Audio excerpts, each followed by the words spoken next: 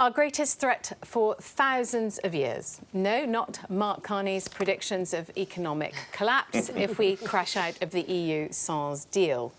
This was the UN General Assembly President Maria Espinosa, who also said mankind is in danger of disappearing if we don't act together to halt climate change. Puts it in perspective, doesn't it? Ms. Espinosa was speaking at a summit in Poland involving nearly 200 nations, which aims to build on the landmark 2015 Paris Climate Accord that sets a goal of limiting global warming to 1.5% above pre-industrial levels. Yeah. The climate change skeptic in the White House, meanwhile, has pulled the US out of the Paris Accords. He shouldn't be allowed to get away with it. Sanctions, tariffs, we need to do whatever it takes to get the US to decarbonise and engage with the greatest challenge the world has ever faced. So, forget Brexit for a moment. Today's generation is the last that can prevent catastrophic global warming, as well as the first to be suffering its impacts. Climate change must be the priority of all governments, including the US. As they say, there is no planet B.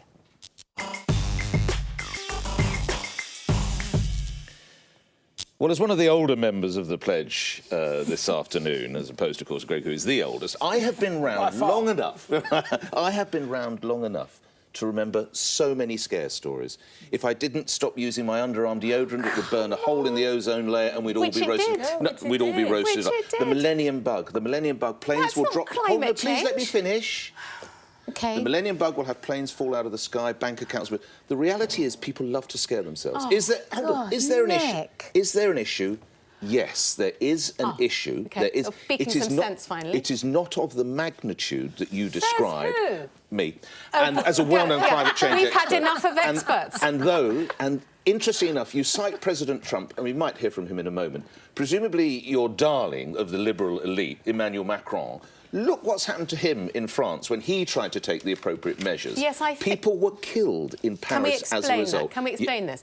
There are riots all over Paris. Well, there not have been now, the but most violent riots. Yeah. They've now finished because of the tax on fuel, and especially diesel, which is the working man's So fuel. in summary, is it a problem? Undoubtedly a problem. Does it need to be addressed? Of course it needs to be addressed. What are you is it saying? of this magnitude? No, humankind is incredibly Can we hear smart. from the experts? But I thought you didn't want experts. You just Yeah, told me no, about I was making Hang on, you just said sarcastic interesting joke. enough, isn't it? Oh, now you want your expert. Nick, with respect to you, I know you have been around the block a very long time, and you have talked about... We have heard a lot of hot air from you on this. Enough, frankly, to heat the bloody planet to about 3%. You need to bring your potty mouth out now, Rachel. You want to calm down a bit, love. We're doing potties in a bit. Oh, yeah, we are. Yeah. Look, panel, some of us must have some experts. We, come Professor on, Sarpong. Bring it out, Prof. Sarpong. Can I please? So I have a statement here from the chairman of the Least Developed Countries Group, Jabru Jemba.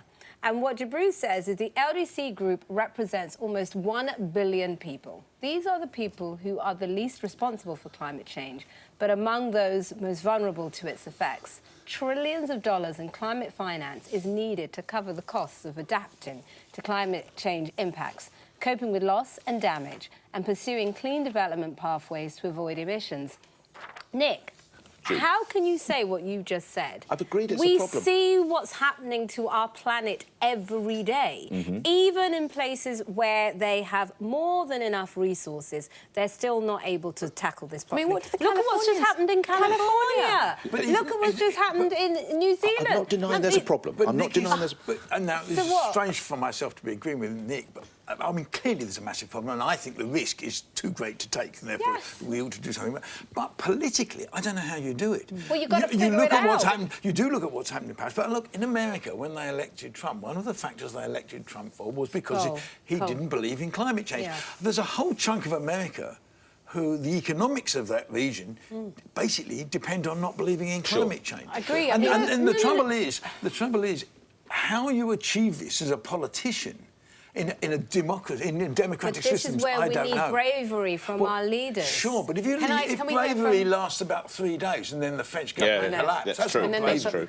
I mean, can we just hear from the UN has appointed a people's spokesman on climate change, and it's our own David Attenborough, who's even older than you. It's not and possible. can we just hear what he has to say? Because it's so easy just to think this is so big and it's so frightening. This has got nothing to do with me and I can't do anything. But we've all got to do something, and he means all of us. Right now, we're facing a man-made disaster of global scale.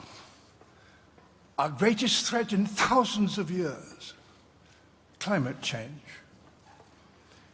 If we don't take action, the collapse of our civilizations and the extinction of much of the natural world is on the horizon. So everybody thinks it's just so enormous, it's going to happen, I can't do anything, but we can do something. We've got 12 years. There is you can go online and you can look at the UN's new Act Now chatbot, Nick, which I'm sure you will be doing as soon as this programme finishes. Try and stop me. Can we just see, we've got, sorry, Carol, if we are going to save the world, this is what we need to do. Greenhouse gas emissions need to be cut by 45% by 2030.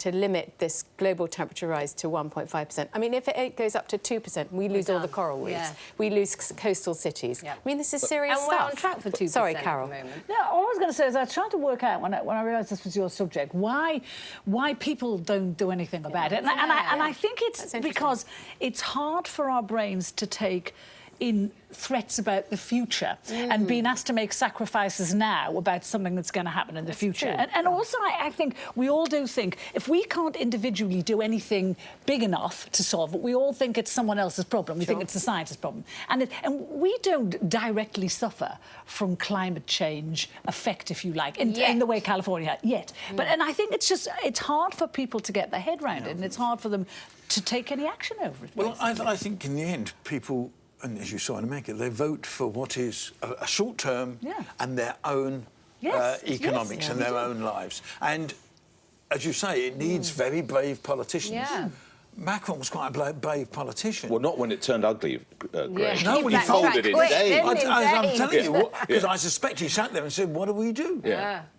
And they didn't know what to do. And that's the problem with it, is actually politically, I don't know how you solve it. But I do think that human beings naturally do take the long-term approach when you look at... if you look at the way people sacrifice for their children to have a better life. So I think if we're able to position it in that way, you know, I just think of so many... But what am I meant to do? Tell me what I'm meant to do. Well, there's lots of things that you can do. Well, I recycle. Well, the first thing is... I've got an energy-efficient car. What else can I do? No, but the first thing you can do You're very anti-cycling, if I may say so, Nick. Well, yes, that's right. So am I, Rachel, because of your brother. sorry. That's why I can't get around bloody London, because of your brother. What else can Nick do? So I think there's lots of things you can do, Nick. The first thing you can do is even simple things like making sure that all of your electronics are switched off when you're not using them. Right. So you're not just leaving the plug running. That's stuff that we all do. I'll get the butler to do it. Get the butler to do that. Yeah.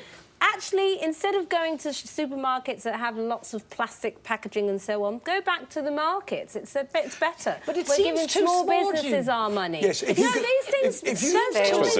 to the industrial areas in China, which I've done, and you see factory after factory after factory pumping out this stuff into the atmosphere, and you think, you know, my recycling is not actually going to have a big impact. So I've got to bend down. But every little counts. Every little counts. Sure, every little thing helps. You just mentioned China. Can I show this clip as well? This is from Molly Scott from the Green Party. Molly Scott Cato speaking at the Extinction Rebellion protests. I have to say, they caused so much hassle last week, but hey, this is what she had to say. This is all about the fact that we're not seeing the action we need to see about climate change. We've got 12 years left to make sure that we survive as a human civilization on this planet.